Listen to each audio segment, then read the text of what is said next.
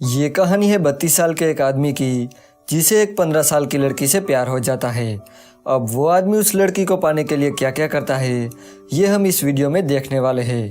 Hello दोस्तों, आज हम जिस मूवी को एक्सप्लेन करने वाले हैं उस मूवी का नाम है द लवर, जो 1992 में रिलीज हुई थी।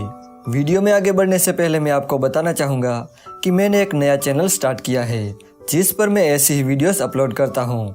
मैं चाहता हूँ कि आप मुझे उस चैनल पर भी सपोर्ट करें, तो उस चैनल की लिंक आपको डिस्क्रिप्शन में मिल जाएगी, तो एक बार से ज़रूर चेकआउट कर लेना।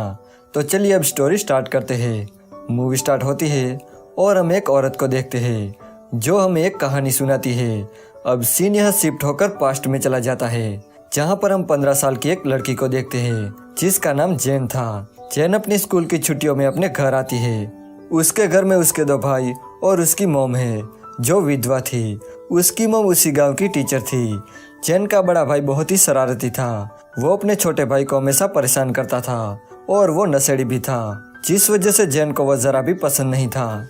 जैन की जब छुट्टियां खत्म होती है तो वो वापस अपने स्कूल जाती है। उसकी मॉम उसे शिप तक छोड़ने आती है। जब शिप रिवर क्रॉस कर रही थी तभी वहाँ पर एक चाइनीस आदमी आता है जिसका नाम टोनी था। वो बहुत ही अमीर था। वो कार में बैठकर जैन को देखने लगता है। जैन बहुत ही खूबसूरत थी, इसलिए टोनी उसे देख के उसकी ओर अट्रैक्ट होने लगता है। फिर थोड़ी देर बाद टोनी जैन के पास जाता है और उसे बातें करने लगता है। वो उसे स्मोक ऑफर करता है पर जैन मना कर देती है। यहाँ टोनी उसके साथ फ्लर्ट करने लगता है पर जैन उसे ज्यादा भाव नहीं देती। टोनी पेरिस से अपनी पढ़ाई पूरी करके घर जा रहा था। यहाँ बातों बातों में टोनी को पता चलता है कि जैन का हॉस्टल उसके घर के रास्ते में ही है, इसलिए वो जैन को लिफ्ट देने को कहता है, तो जैन भी मान जाती है। रास्ते में वो दोनों बातें करने लगते हैं। टोनी जैन से कहता है कि तुम कितने साल की हो?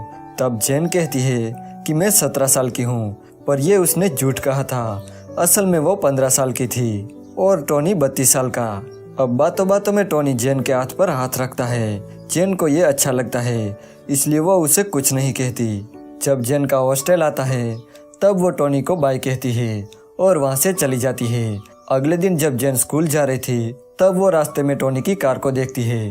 दरअसल टोनी जैन के प्यार में पागल था, इसलिए वो उसे देखने आया था। यहाँ जैन टोनी के पास जाती है और कार के विंडो पर किस करके चली जाती है।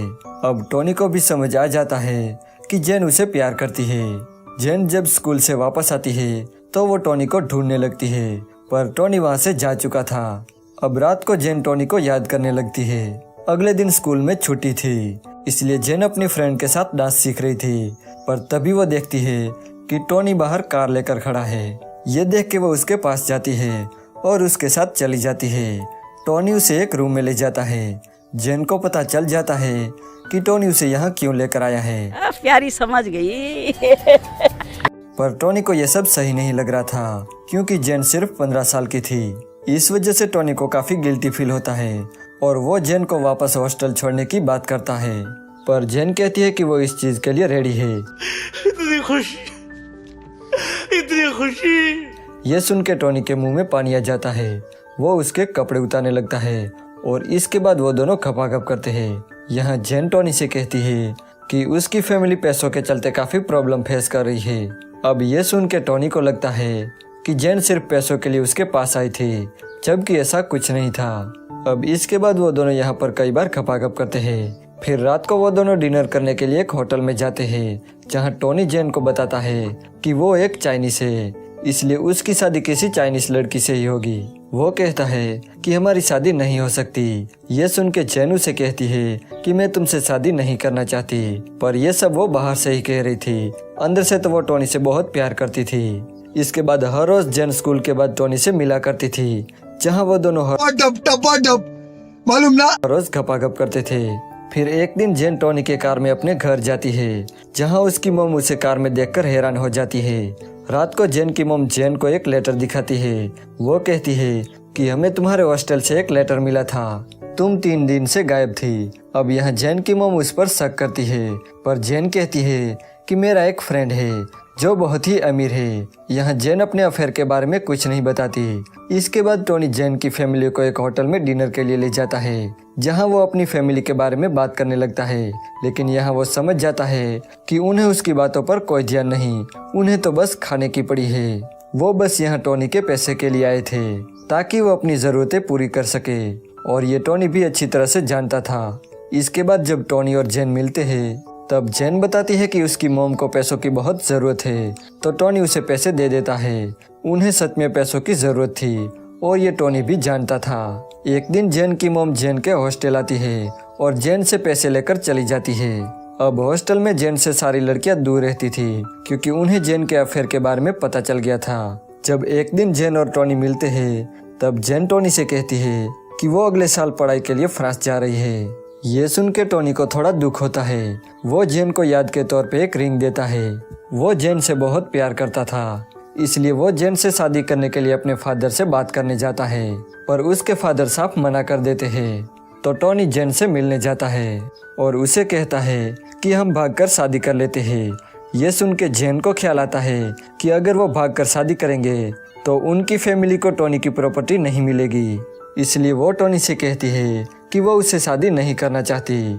जब वो घर जाती है तो उसकी मॉम उसके हाथ में पहनी हुई रिंग देख लेती है और उसे छीन लेती है। अगले दिन उसका भाई जॉब के लिए दूसरे शहर जाता है, जिसे देखकर जेन और उसका भाई बहुत खुश हो जाते हैं। इसके बाद जेन टोनी के पास जाती है, जहां वो देखती है कि टोनी पूरी तरह से टूट चुका है क्योंकि अगले कुछ दिनों में उसकी शादी थी। यहाँ जेन उसे संभालती है। वो उसे कहती है कि मैं शादी के बाद भी तुमसे एक बार जरूर मिलूंगी। अब इसके बाद टोनी की शादी होती है और जेन उन्हें दूर से देख रही थी। अब जेन की पूरी फैमिली फ्रांस जाने के लिए तैयारी कर रही थी। दरअसल टोनी ने ही उन्हें फ्रांस जाने में मदद की थी। जाने से पहले जेन आखिरी बार टोनी से मिलना चाहती थी, पर उस रूम में पूरा दिन वेट करने के बाद भी टोनी नहीं आता, जिस वजह से जेन दुखी होकर वहां से चली जाती है। अगले दिन जब वो फ्रांस जा रही थी तब जेन टोनी की कार को देखती है। ये देख के उसे लगता है कि वो उसे गुड बाय कहने आया है। रात को जेन एक म्यूजिक सुनती है और टोनी को याद करके बहुत रोने लगती है। फिर इसके बाद हम उस औरत को देखते हैं जो हमें कहानी सुना रही थी। वो कहती है कि कुछ सालों बाद टोनी का कॉल आया था। उसने कहा कि उसने शादी भले ही किसी और से की है, पर वो मरते दम तक जेन से प्यार करता रहेगा। और यहाँ पर यह मूवी एंड हो जाती है।